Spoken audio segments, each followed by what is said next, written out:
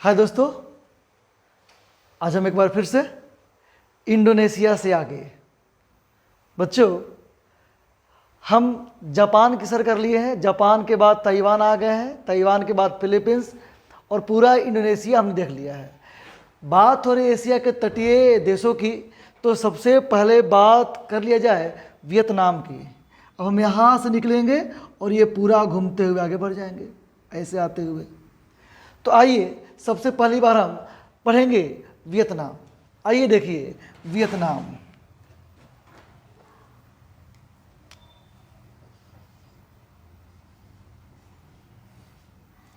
Vietnam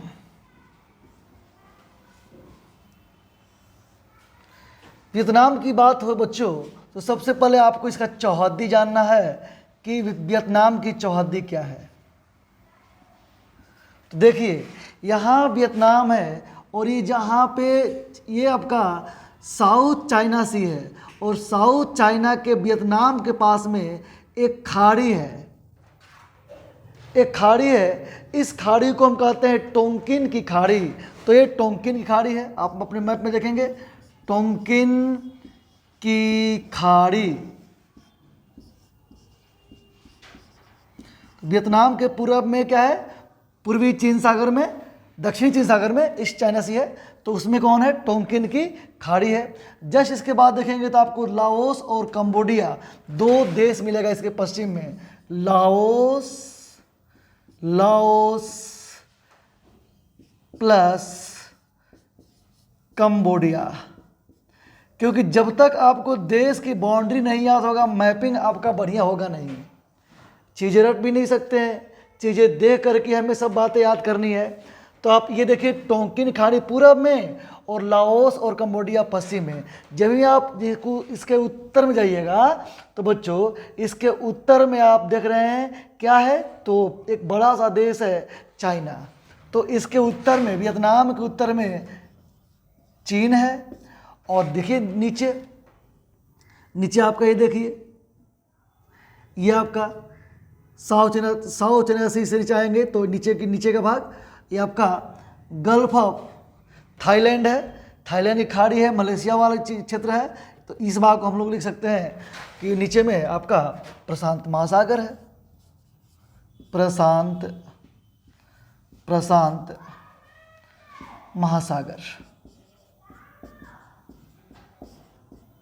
बच्चों, Vietnam एक पर्वतीय नगर है। तो कैसा नगर है? पर्वतीय नगर। आपसे एक सवाल पूछ दे कि दक्षिणी पूर्वी एशिया का एकमात्र देश कौन सा है? एकमात्र देश कौन सा है जो पर्वत पर स्थित है? संपूर्ण वियतनाम पर्वत पर स्थित है। वियतनाम जो है एक पर्वतीय देश है। तो कौन सा पर्वत पर स्थित है? संपूर्ण वियतनाम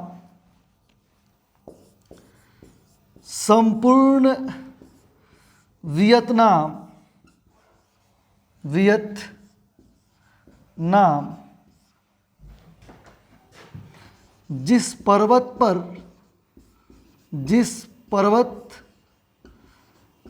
पर स्थित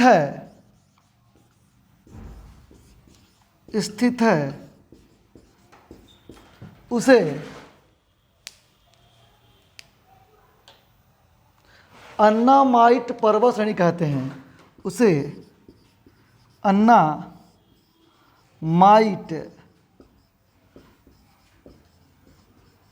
पर्वत श्रेणी, उसे अन्नामाइट पर्वत श्रेणी कहते हैं।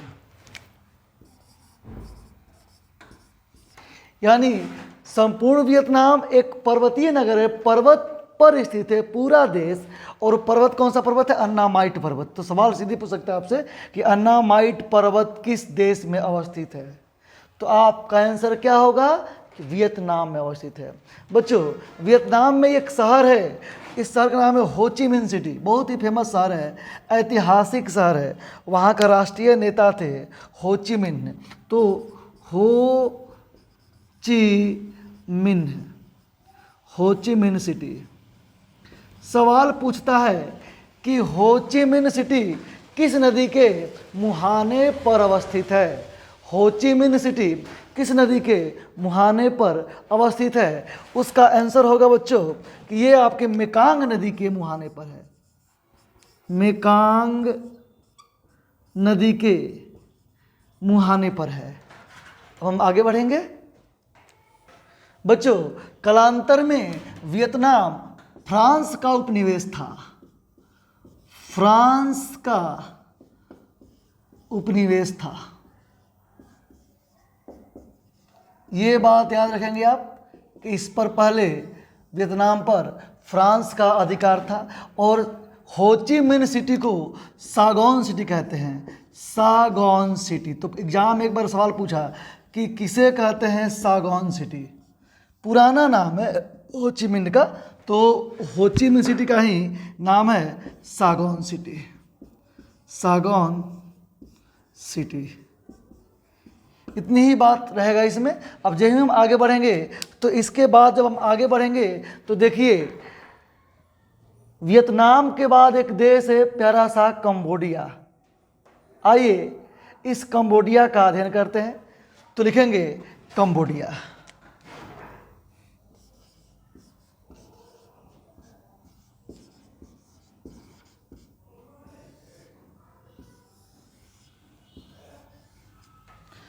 कंबोडिया क्यों फेमस है कंबोडिया? कि विश्व का सबसे बड़ा हिंदू मंदिर परिसर। विश्व का सबसे बड़ा हिंदू मंदिर परिसर ओंकार वाट कंबोडिया क्यों फेमस है? तो विश्व का सबसे बड़ा मंदिर परिसर। विश्व का सबसे बड़ा मंदिर परिसर जिसका नाम है ओंकार वाट का मंदिर। ओंकार वाट का मंदिर।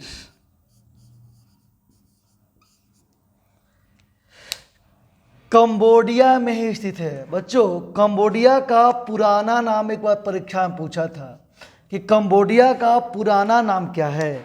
तो कंबोडिया का पुराना नाम है कंपूचिया। याद रखेंगे Kampuchea. Kampuchea. Kampuchea. Kampuchea Cambodia का पुराना नाम है। आगे जैसे बढ़ेंगे तो बच्चों ये भी फ्रांस का गुलाम था। ये भी फ्रांस का गुलाम था। तो ये किसका उपनिवेश था? तो ये उपनिवेश था फ्रांस का। यूरोपियन लोग हमारे एशिया में आकर शासन करते थे, तो उपनिवेश ये था फ्रांस का। कंबोडिया की बात की जाए तो जानकर आपको आश्चर्य होगा कि यहाँ का 50% आबादी का उम्र मात्र 15%, मतलब 50% आबादी जो है वो 15 वर्ष की उम्र के हैं। यानी यहाँ पे छोटे छोटे बच्चों की संख्या बराबर है बूढ़ों से। ये बात आपको इसी तरह से जानना है, कोई बहुत बड़ी फैक्ट नहीं है, फैक्ट नहीं है, इंटरेस्टिंग फैक्ट है ये। आगे जैसे ही बढ़ेंगे तो यहाँ पे बच्चों कंबोडिया में एक झील है और वो पूरे दक्षिणी पूर्वी एशिया का सबसे बड़ा झील है। कंबोडिया में एक झील है जो दक्षिणी पूर्वी एशिया का सबसे बड़ा झील है। और वो झील कौन से बाबू है? वो झील है टोनले साप झील। तो दक्षिण पूर्वी एशिया का सबसे बड़ा झील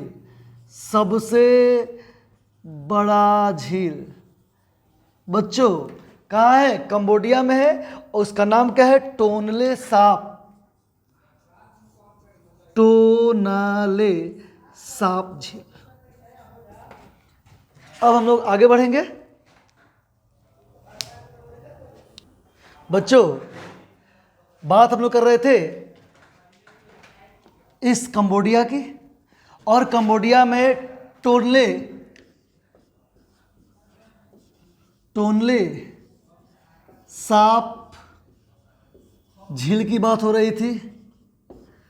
जाननी है आपको एक बात, क्या जाननी है कि यह झील साल भर में, यह झील साल भर में दो बार अपना प्रवाह बदलता है, प्रवाह बदलता है। तो बहुत इंटरेस्टिंग। और इसी झील के तट पर, इस झील के नीचे एक गांव है जिसे तैरता हुआ गांव कहते हैं। इस झील, टोनले साप झील के तट पर एक गांव अवस्थित है। उस गांव को विश्व का तैरता हुआ गांव कहते हैं। बच्चों, उस गांव का नाम है चोंग खनेस। तो आप उस गांव का नाम याद रखेंगे, चोंग खनेस। तो सवाल पूछ सकता है कि दक्षिण पूर्वी एशिया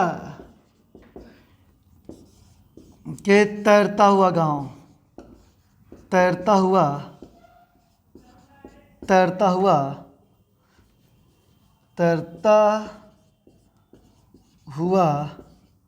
गांव।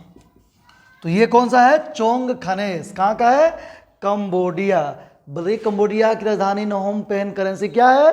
Currency real. याद रखेंगे इस बात को। अब हम आगे बढ़ेंगे, कंबोडिया से जब भी आगे बढ़ेंगे बच्चों, तो देखिए एक आपको देश मिलेगा लाओस। तो लाओस की बात नहीं करेंगे क्योंकि लाओस तो हम अभी एशिया के जो तट पर है, जो महासागर से बाउंड्री बना रहे हैं, उसकी बात हो रही है। लेकिन जान लीजिए, मैंने बताया भी है कि पूरे दक्षिणी पूर्वी एशिया का एकमात्र भू आबद्ध देश कौन सा है? लाओस है। तो ये बात आपको जानना है। अब हम बच्चों आगे पढ़ेंगे और इसका नाम है थाईलैंड। आइए अब हम थाईलैंड के बारे में पढ़ते हैं। चलिए देखिए, अब थाईलैंड की बात करिए। सबसे पहले थाईलैंड, और हमको मैपिंग में एक ध्यान क्या देना है? मैपिंग में हमें ध्यान देना है देश का लोकेशन। ये आपको याद रहेगा तो भी आप गूढ़ से गूढ़, भारी से भारी प्रश्न कर सकते हैं। देखिए थाईलैंड, तो पहले हम थाईलैंड के देखें उत्तर में क्या क्या है।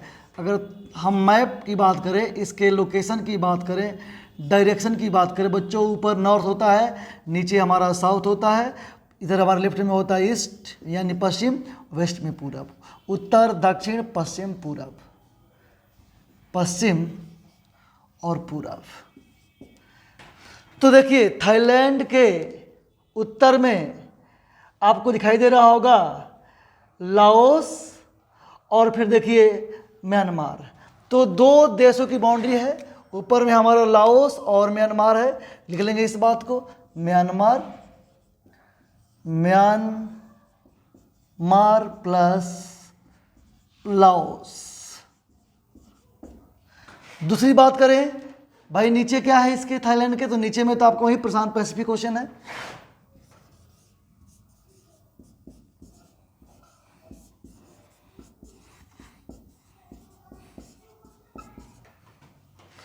चलिए पूरब की बात कीजिए, तो देखिए थाईलैंड, लाओस और कंबोडिया दो देशों से बाउंड्री बनाता है।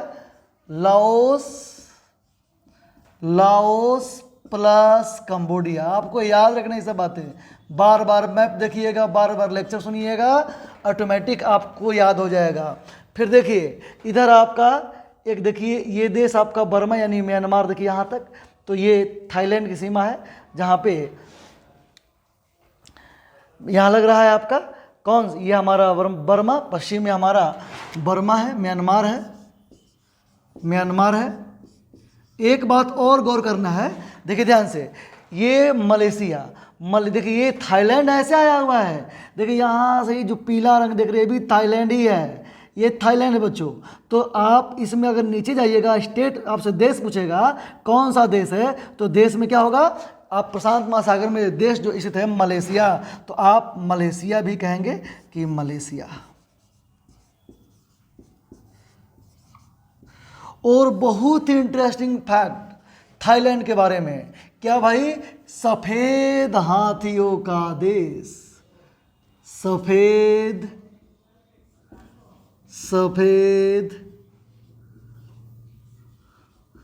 हाथियों का देश।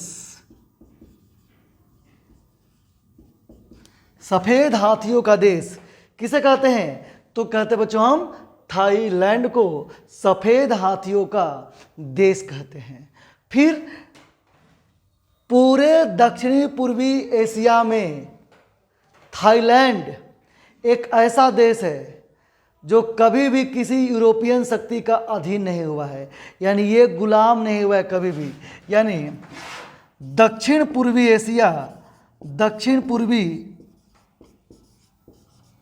एशिया का एकमात्र देश जो कभी किसी यूरोपियन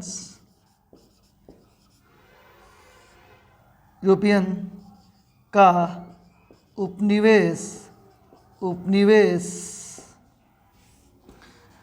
नहीं रहा है। और एक अंतिम बात इसमें क्या होगा कि दक्षिण पूर्वी एशिया का चावल का कटोरा, दक्षिण पूर्वी एशिया का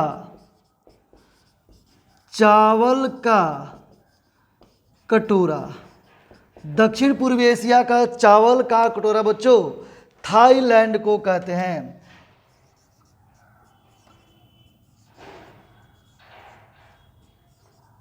थाईलैंड आपको स्पष्ट दिख रहा होगा सभी। अब हम आगे बढ़ेंगे और अगली देश की बात करेंगे। देखिए, जय ही थाईलैंड में पढ़ेंगे आप देखेंगे मलेशिया को। आइए इस मलेशिया का अध्ययन करते हैं जो 2 भागों में स्थित है। मलेशिया प्राकृतिक रूप से 2 देशों के मध्य बटा हुआ है। एक तो मेन मुख्य है मलेशिया, और दूसरा देखिए ये बोर्नियो द्वीप, इंडोनेशिया का है पूरा बोर्नियो द्वीप। यहाँ देखिए दोनों का रंग एक जैसा, ये दोनों मलेशिया है। आइए इस मलेशिया के बारे में पढ़ते हैं। आइए बच्चों, अब हम लोग पढ़ेंगे मलेशिया के बारे में। आइए देखते हैं मलेशिया।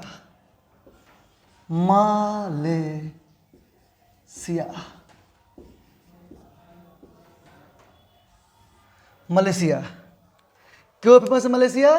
मलेशिया को हम लोग कहते हैं रबर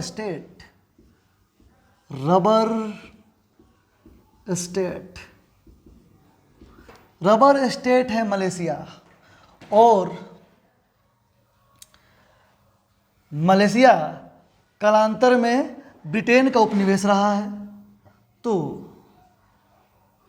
उपनिवेश रहा, ये उपनिवेश मतलब गुलाम ब्रिटेन का।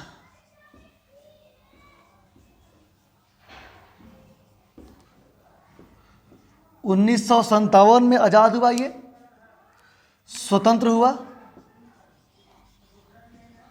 स्वतंत्रता इसको मिली 1957 ईस्वी में।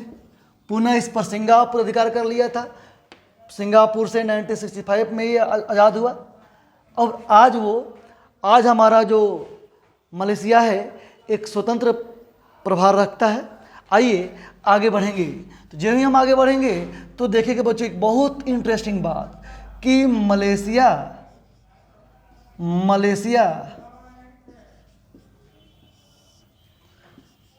2 भागों में स्थित है। 2 भागों में स्थित है।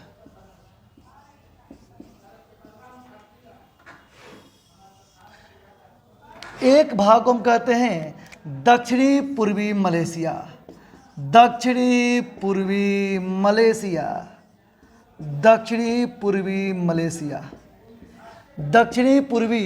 मलेशिया बोलते हैं।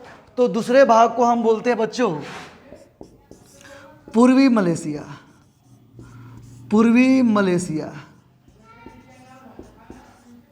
पूर्वी मलेशिया। अब ये दक्षिणी पूर्वी मलेशिया है कहाँ? दक्षिणी पूर्वी मलेशिया कहाँ है प्यारे बच्चों? तो दक्षिणी पूर्वी मलेशिया देखिए यही है, और इसको हम लोग कहते हैं मलाया प्रायद्वीप। इसका एक और नाम क्या है? मलाया प्रायद्वीप। मलाया प्रायद्वीप, मलाया प्रायद्वीप। तो पूर्वी मलेशिया बोर्नियो में है, बोर्नियो में है। लेकिन मलेशिया की राजधानी कुआलालंपुर, मलेशिया की राजधानी कुआलालंपुर, तो इसकी राजधानी जो है, तीसरी पॉइंट, राजधानी कुआलालंपुर,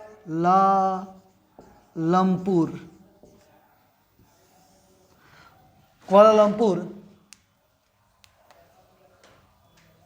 मलाया प्रायद्वीप पर है। मलाया प्रायद्वीप पर दो नदियों के संगम पर स्थित है। बोलो बच्चों, कौन सी दो नदी है जिस पर मलेशिया की राजधानी कुआलालंपुर स्थित है? तो बच्चों दोनों नदी का नाम आपको याद रखना है। एक है गैमबक, मैं लिखता हूं ब्लैक से, गैमबक, गैमबक दिख रहा होगा आप लोगों को, गैमबक प्लस कोलांग नदी।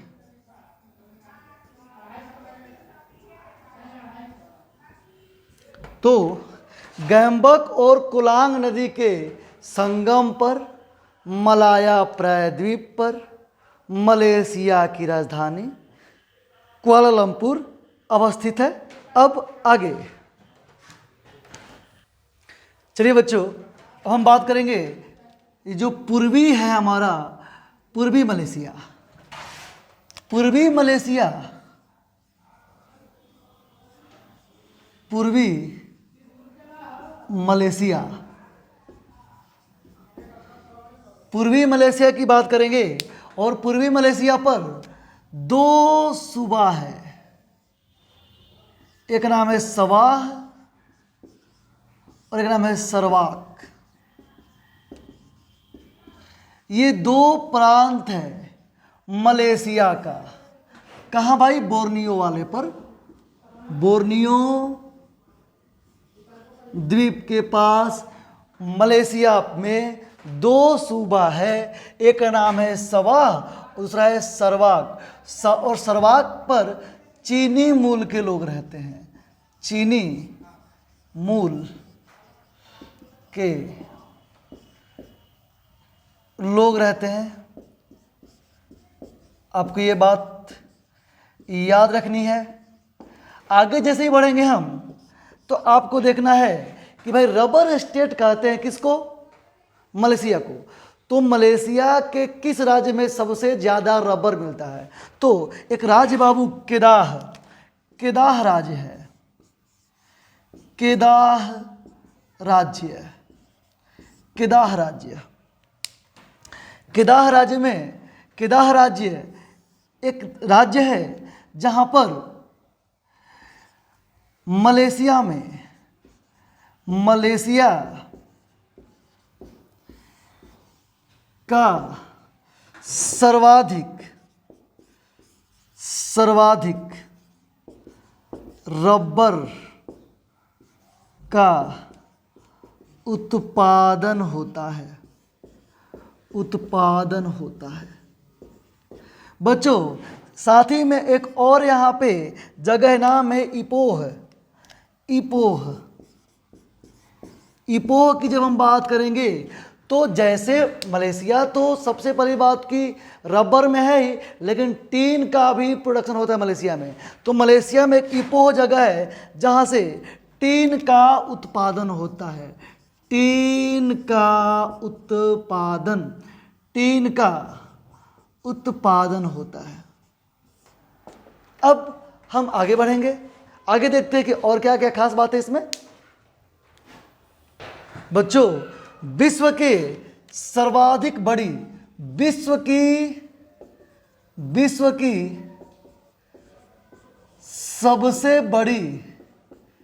सबसे बड़ी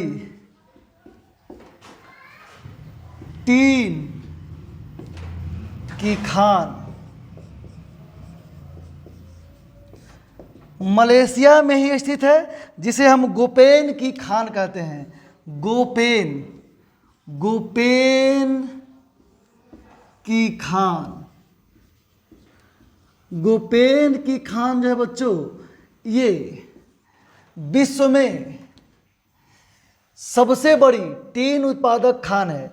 गोपेन की खान पूछेगा आपसे मलेशिया के किस प्रांत में स्थित है, तो मलेशिया के पैराक राज्य में है। मलेशिया के पैराक राज्य में, मलेशिया के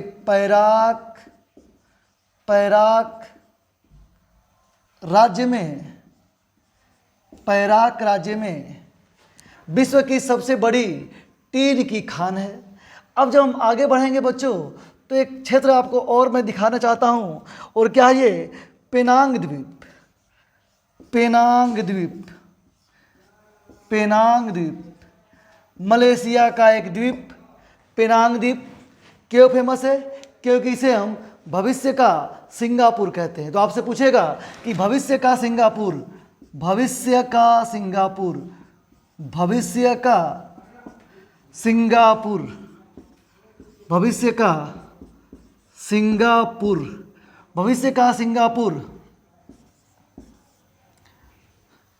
किसे कहते हैं, तो ये पेनांग द्वीप को कहते हैं, क्योंकि यहाँ पे बहुत ज़्यादा शहरीकरण हो चुका है, और एशिया का सबसे ज़्यादा शहरीकरण क्षेत्र जो है वो सिंगापुर सिटी है।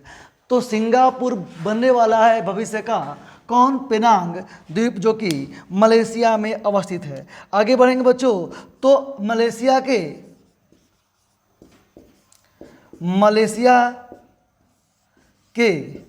प्रमुख टीन उत्पादक क्षेत्र आपको याद रखने हैं। ये 3 हैं, आप इसे सन नगर भी कह सकते हैं। कौन कौन नगर है, पेनांग द्वीप, पहले तो अपने पढ़ा, पेनांग। दूसरा आपकी बात करेंगे जुलेबू, और तीसरी बात करेंगे तो दूसरा हमारा सेलांगोर।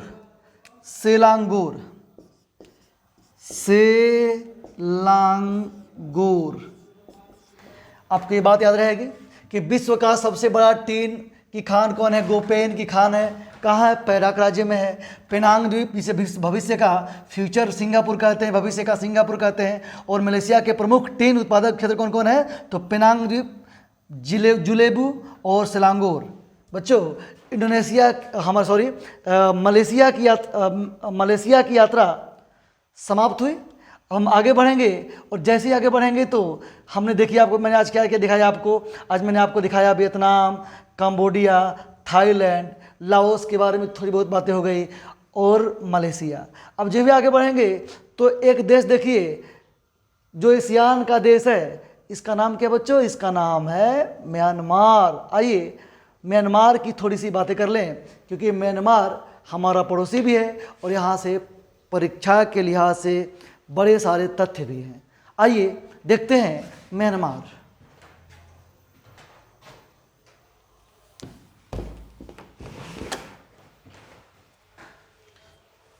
बच्चों, आइए म्यांमार की बात करें।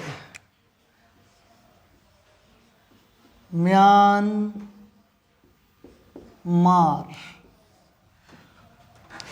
स्वर्णिम पैगोडा का देश। पहला सवाल ही पूछा है कि स्वर्णिम पैगोडा का देश किसे कहते हैं।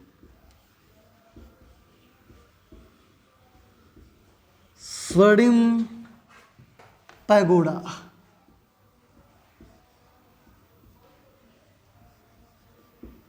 स्वर्णिम पैगोडा का देश,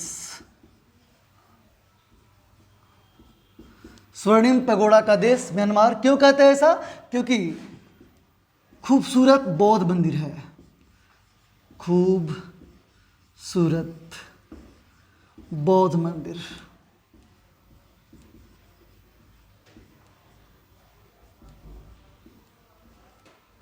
बौद्ध मंदिर। आगे बढ़ेंगे तो अगर प्राचीन नाम, पुराना नाम, कहें बाबू वर्मा, जिसकी राजधानी रंगून। मेरे पिया गए रंगून कि वहाँ से किए हैं टेलीफोन, ऐसा कुछ था गाना, याद कर लेंगे इस तुकबंदी से। आगे जो भी बढ़ेंगे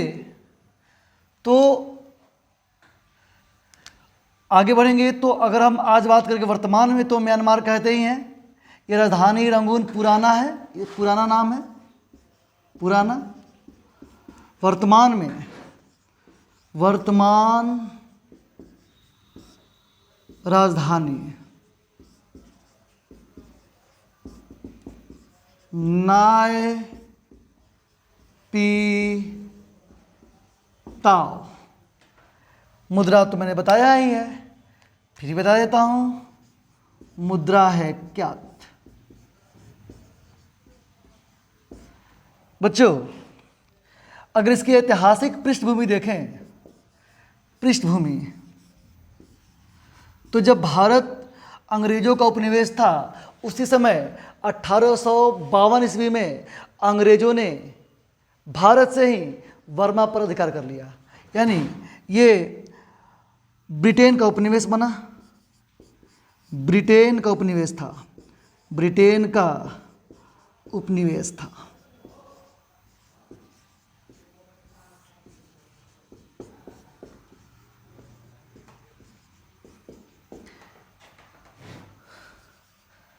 अंग्रेजों ने भारत से 1937 ईस्वी में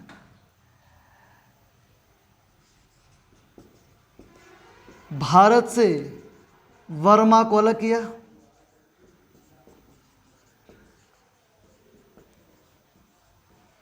और भारत के आज़ाद होने के कुछ समय बाद 4 जनवरी 1948 ईस्वी को बर्मा स्वतंत्र हुआ।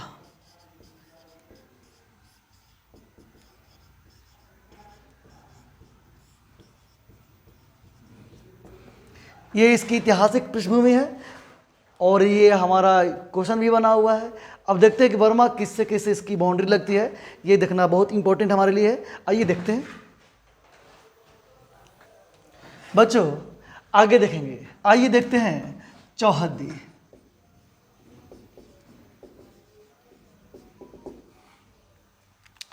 तो म्यांमार, एकदम आपको सिंपल एकदम देख कर एकदम म्यांमार को एकदम याद रखना है कि इसके उत्तर में चीन है, दक्षिण में हिंद महासागर है, तो पश्चिम में आपको पता है ये भारत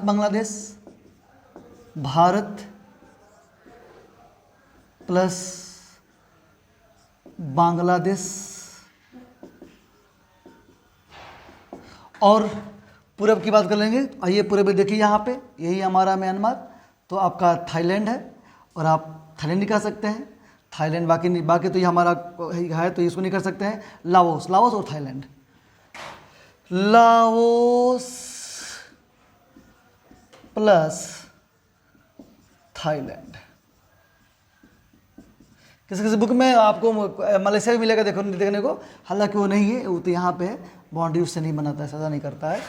तो लाओस और Thailand, Bharat plus Bangladesh, China, Hind महासागर, लाओस प्लस थाईलैंड, ये उसकी बाउंड्री हो गई हमारा म्यांमार का। म्यांमार से सबसे फेमस प्रश्न सवाल ये पूछता है कि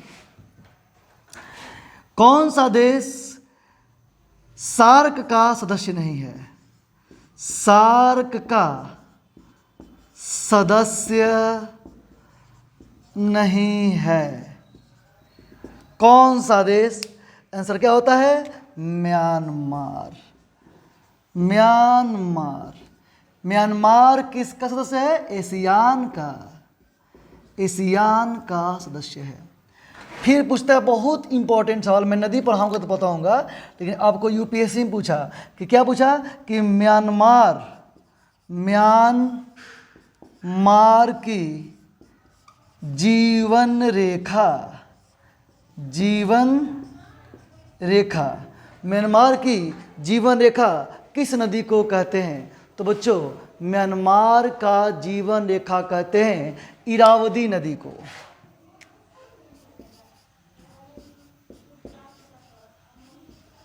इरावदी नदी को म्यांमार का जीवन रेखा कहते हैं।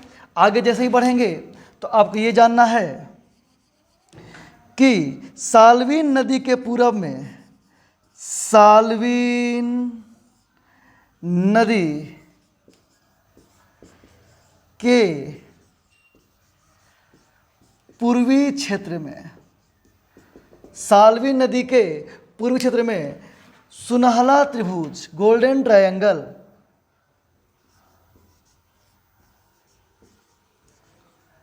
सुनहला त्रिभुज, सुनहला त्रिभुज का क्षेत्र अवस्थित है, क्षेत्र अवस्थित है, जो अफीम के कृषि के लिए, अफीम के कृषि के लिए विश्व प्रसिद्ध है। अफीम का कृषि के लिए पूछता है कि गोल्डन ट्रायंगल, सुनहला त्रिभुज किसके कृषि के लिए फेमस है? आंसर क्या होगा बाबू? अफीम के कृषि के लिए प्रसिद्ध है। जैसे ही हम आगे बढ़ेंगे बच्चों, एक सवाल और मुझे बताना इसमें कि पूछता है कि बहुमूल्य माणिक्य रत्न के लिए प्रसिद्ध कौन सा देश है? तो मैं यहाँ लिख देता हूँ, आप इसको याद कर लेंगे, मैं यहीं लिख देता हूँ कि बहुमूल्य, बहुमूल्य माणिक्य रत्न के लिए, माणिक्य रत्न के लिए विश्व प्रसिद्ध देश कौन सा है? विश्व प्रसिद्ध देश कौन सा है? तो बहुमूल्य माणिक्य रत्न के लिए विश्व प्रसिद्ध देश है बच्चों म्यांमार। तो म्यांमार की कथा हमारे एग्जाम के दृष्टिकोण से अभी समाप्त हुआ, और पढ़ना हमको पर्वत, पठार, नदियाँ। तो फिर हम लोग नदी क्रम में देश घूमेंगे, कैसे कैसे नदियाँ गई हैं, कैसे कैसे सब मिएंडर बना हुआ है, सारी बातें देखेंगे। तो अभी हमने आपको यहाँ से यहाँ तक यात्रा संपन्न करा दिया बच्चों। अब हमारे पास जैसे ही हम मलक्का जल संधि पार करते हैं तो अंडमान सागर में आते हैं, जहाँ पे हिंद महासागर में अंडमान निकोबार द्वीप समूह द्वीपों की एक मंडली दिखाई देती है, जिसके बारे में पढ़ना है। आइए अध्ययन करते हैं अंडमान निकोबार द्वीप समूह के बारे में। तो आइए प्यारे बच्चों, अब हम पढ़ेंगे अंडमान निकोबार द्वीप समूह के बारे में। देखिए ध्यान से, यह हमारा भारत, और भारत के इस भाग से ऐसे हिमालय पर्वत का विस्तार है, नेपाल होते हुए, अरुणाचल प्रदेश होते हुए, म्यांमार में अराकान योमा पर्वत, और अराकान योमा पर्वत ही नीचे समुद्र में हिंद महासागर में डूब गया है। और जब डूब गया है तो यही कहीं कहीं द्वीपों की भांति प्रतीत होता है, और इसी से बना हुआ है आपका द्वीप अंडमान निकोबार द्वीप समूह। तो आइए हम पढ़ते हैं अपने देश के बारे में। शानदार, जानदार, जबरदस्त, जिंदाबाद जानकारी अंडमान निकोबार द्वीप समूह, द्वीप समूह। बच्चों अंडमान निकोबार द्वीप समूह, सबसे पहली बात आपको जानना है कि भारत में कुल कितने द्वीप हैं। भारत में कुल कितने द्वीप हैं? तो बच्चों भारत में कुल 247 द्वीप है। कितने द्वीप हैं? 247 द्वीप है। मुख्य भू कैसे तो आपको 1000 भी मिल जाएंगे, लेकिन आपको 247 एनसीईआरटी का डेटा है, आप इसको याद रखेंगे। 247 द्वीपों में से 204 द्वीप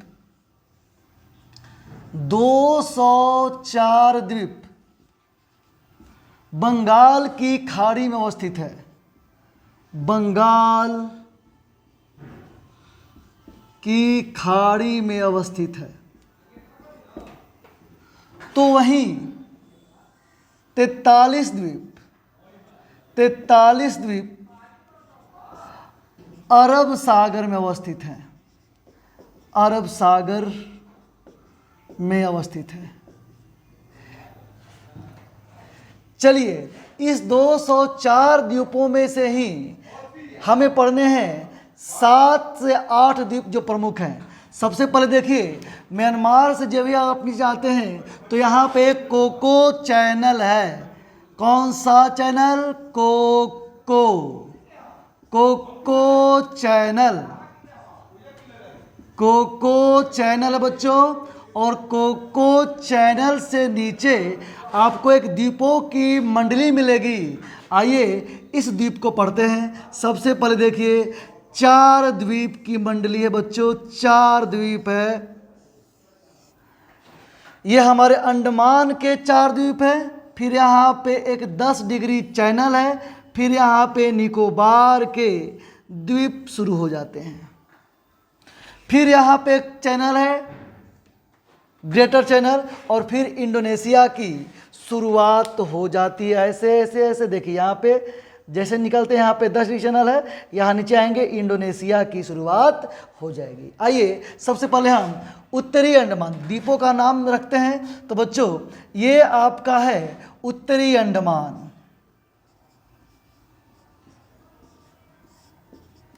उत्तरी अंडमान देखिए, ये अंडमान निकोबार द्वीप समूह का सबसे बड़ा द्वीप है। मध्य अंडमान। मध्य अंडमान देखिए ध्यान से, ये आपको दक्षिण में नहीं है, लेकिन इसे हम लोग कहते हैं दक्षिणी अंडमान। दक्षिणी अंडमान। और ये देखिए, ये सबसे छोटा अंडमान है आकार में, तो इसे हम लोग कहते हैं लघु अंडमान। लघु अंडमान। और लघु अंडमान, और ये देखिए कार निकोबार है हमारा। कार निकोबार देखिए, तो लघु अंडमान और कार निकोबार के बीच में देखिए एक चैनल है। ये एक चैनल आपको दिख रहा है यहाँ से यहाँ तक बड़ा सा, ये 10 डिग्री चैनल है। 10 डिग्री चैनल। पूछता है कि 10 डिग्री चैनल किसको अलग करता है? तो लघु अंडमान को कार निकोबार से। बच्चों एक बहुत ही शानदार जबरदस्त सवाल पूछता है कि डंकन पास किसे अलग करता है? डंकन दर्रा डंकन जो चैनल है, डंकन पास जो है, वो किसे अलग करता है? डंकन दर्रा। तो देखिए ये आपका है दक्षिणी अंडमान और ये लघु अंडमान। इस दक्षिणी अंडमान और लघु अंडमान के बीच में बाबू एक पास है। इस पास को डंकन पास कहते हैं। नहीं भूलिएगा, परीक्षा में बहुत बार पूछा हुआ है। डंकन पास दक्षिणी अंडमान को लघु अंडमान से क्या करता है? अलग करता है। जैसे अब हम आगे बढ़ेंगे देखो, तो बात करेंगे उत्तरी अंडमान से। बच्चों उत्तरी अंडमान पर एक जनजाति निवास करती है। इस जनजाति का नाम है सेंटलीज।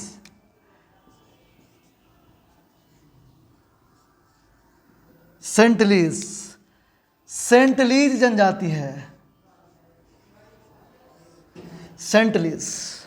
और सेंटलीज जनजाति के बच्चों आदि मानव के पूर्वजों का सदस्य माना जाता है। सेंटलीज निग्रिटो प्रजाति के लोग हैं। और भारत में सबसे पहले जो जनजाति आई थी वो कौन सी थी? निग्रो। भारत में सबसे पहले निग्रो या निग्रिटो प्रकार के प्रजाति आई है। बाद में सबसे बाद में कौन आए हैं? तो सबसे बाद में है नार्डिक। याद रखना इस बात को, निग्रो नार्डिक। तो जो निग्रिटो है वो सेंटलीज है। बच्चों सेंटलीज आज भी ये एकदम आदम जिंदगी जी रही हैं। ये हमें मानती है एलियन, कि हम एलियन हैं, हम पारग्रही हैं हम। और आज अभी देखिए 2 साल पहले की घटना है, 2 से 3 साल के पहले घटना है। एक विदेशी पर्यटक गया था तो ये सेंटलीज उसको मार दी थी लोग और चर्चा में आ गई थी। संख्या धीरे धीरे घट रहा है इनका, क्योंकि ये हमारे बाहरी दुनिया से एकदम बिल्कुल कनेक्ट नहीं है। इनकी एक अलग ही दुनिया है जिसमें ये रच रहे हैं, बस रहे हैं, जी रहे हैं। देखिए जैसे मध्य अंडमान की बात करेंगे तो मध्य अंडमान पर जनजाति है जोरवा। जोरवा। दक्षिणी अंडमान पर भी जनजाति है जोरवा। लघु अंडमान की बात करें तो लघु अंडमान पर बच्चों की जनजाति है, बहुत ही शानदार जनजाति है, ओंग। ओंग जनजाति निवास करती है। निकोबार पर निकोबारी जनजाति है, निकोबारी। तो आप बृहद निकोबार पर जाइएगा तो एक जनजाति है सैम्पेन। सैम्पेन जनजाति, सैम्पेन, सैम्पेन जनजाति। तो ये आपके बृहद निकोबार पर है। अब देखिए जो सेंटलीज है, जो उत्तरी अंडमान है, उत्तरी अंडमान के जस्ट उत्तर में एक यहीं पर एक पर्वत है जो अंडमान निकोबार द्वीप समूह का सबसे बड़ा पर्वत चोटी है।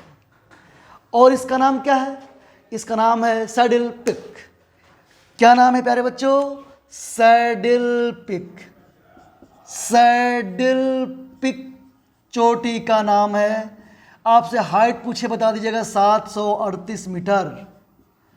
738 मीटर की हाइट लिए हुए है। एक चोटी है, नाम है सैडल पिक। और आगे बात करेंगे बच्चों तो मध्य अंडमान ये निकोबार द्वीप समूह का सबसे बड़ा द्वीप है। लिख लेंगे शॉर्ट में, सबसे बड़ा द्वीप। क्षेत्रफल के दृष्टिकोण से अंडमान में सबसे बड़ा कौन है? मध्य अंडमान। और दक्षिणी अंडमान की क्या बातें करनी? दक्षिणी अंडमान की जब हम बात करेंगे बच्चों तो दक्षिणी अंडमान में ही राजधानी पोर्ट ब्लेयर है।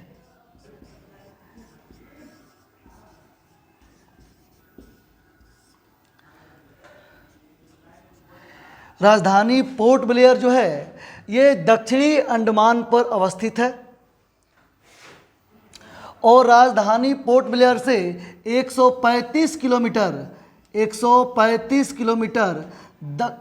उत्तर पूरब की ओर, उत्तर पूरब की ओर भारत में 2 ज्वालामुखी द्वीप है बच्चों।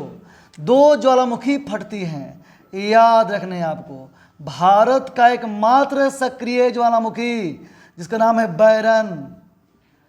बैरन ये भारत का एक सक्रिय ज्वालामुखी है बच्चों। भारत का सक्रिय ज्वालामुखी बैरन है। और ये भारत का एकमात्र सुषुप्त ज्वालामुखी नारकुंडम। नारकुंडम।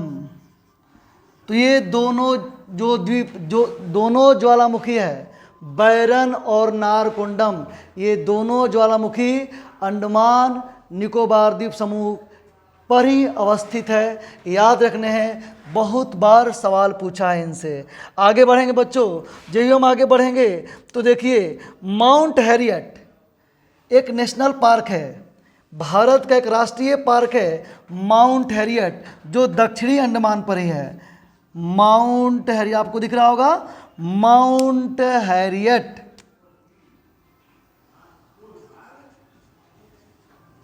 माउंट हैरियट, मैं बार बार बोल भी रहा हूं हैरियट।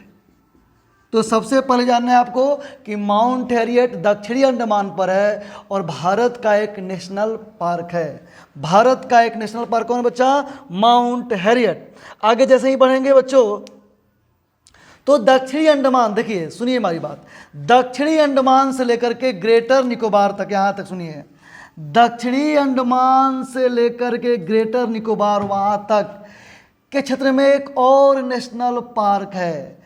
एक नेशनल पार्क है। इस नेशनल पार्क का नाम है, दिख रहा है ना यहाँ पे, दिख रहा है ना, नेशनल पार्क है। नेशनल पार्क का नाम है बांदूर,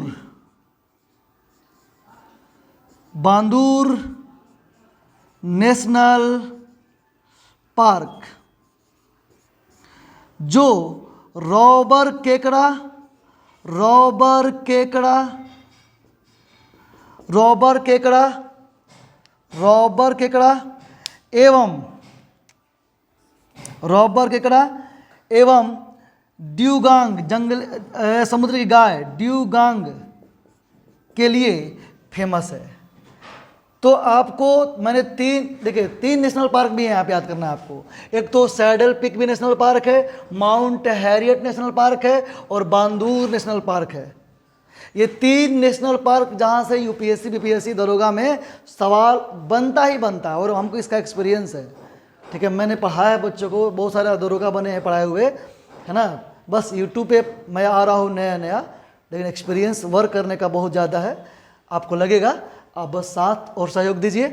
जैसे ही हम आगे बढ़ेंगे बच्चों तो देखो निकोबार हो गया, ये बृहत, यह हमारा देखो, यह हमारा कार निकोबार, यह हमारा मध्य निकोबार। मध्य निकोबार को हम लोग कहते बाबू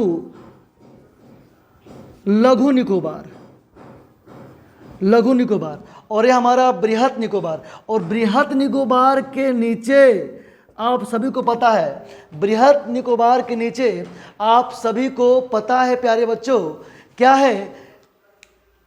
इंदिरा पॉइंट है। इंदिरा पॉइंट, पैगमिलियन पॉइंट, ला हिचिंग पॉइंट, पार्सन पॉइंट, जो कह लीजिए भारत का सबसे दक्षिणी बिंदु यहीं से गाइड होता है, ला हिचिंग या पार्सन या इंदिरा पॉइंट से या पैगमिलियन पॉइंट से। जब ही हम आगे बढ़ेंगे बच्चों, जब ही बात करेंगे कि इस अंडमान निकोबार द्वीप समूह में कुल कितने जिले हैं, तो आपको जिला याद करना है कि 3 जिले हैं। अंडमान निकोबार द्वीप समूह पर कुल कितने जिले हैं? 3 जिले हैं। और ये भारत का एक तीसरा सबसे बड़ा यूटी है, तीसरा सबसे बड़ा केंद्र शासित प्रदेश है। और फिर आपको बात करनी है कि भाई इसका उच्च न्यायालय कहाँ है। बहुत पूछता सवाल कि आपका जो अंडमान निकोबार द्वीप समूह है इसका उच्च न्यायालय किस राज्य के क्षेत्र के अंतर्गत आता है? तो राज्य पश्चिम बंगाल, कलकत्ता के अंतर्गत आता है। इस बात को आपको याद रखना है। और अब बात आज इतना ही रहेगी क्योंकि वीडियो बड़ा हो जाएगा, फिर आपको पढ़ने में कंटेंट ज़्यादा हो जाता है, तो आज ही रहने देते हैं। वीडियो अच्छा लगा हो तो हमें बताइए। आप अपने प्यारे प्यारे सुझाव भी हमें दे सकते हैं कि हमें और क्या करना चाहिए। वो सारे सुझाव, या आपकी कोई क्यूरीज हो, कोई आपको सवाल पूछना हो कहीं से भी, भूगोल या किसी भी जीके के परिप्रेक्ष्य में, आप हमें कमेंट कर देंगे तो आपको जवाब दिया जाएगा। अब इतना ही। वीडियो को लाइक करें, चैनल को सब्सक्राइब करें और शेयर करें। धन्यवाद।